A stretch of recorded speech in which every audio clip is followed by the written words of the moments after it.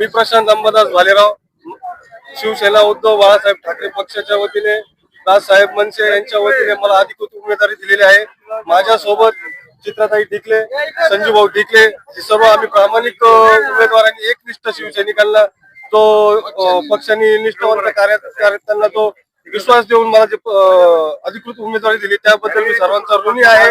मी दिलेल्या संधीचं नक्की सोनं करेल, दिलेल्या संधीचं मी नक्की सोनं करेल आणि येत्या 5 वर्ष जनतेची सेवा करेल असा ठाम विश्वास तुम्हाला देतो।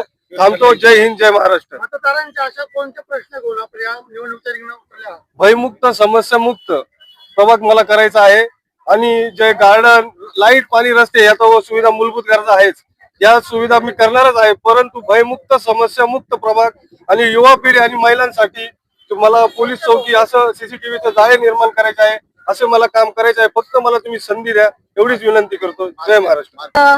खर तर निवडून आल्यासारखंच वातावरण झालेलं आहे, फक्त गुलाल उधळायचं बाकी आहे असं मला वाटतंय।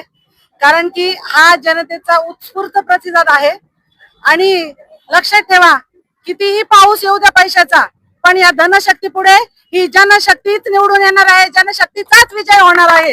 एक लक्षात घ्या, बाकी सर्व उमेदवार पैशात विकले, बाकी सर्व उमेदवार पैशात विकले आणि एकनिष्ठ राहिले फक्त भालेराव आणि ढिकले, एकनिष्ठ राहिले भालेराव आणि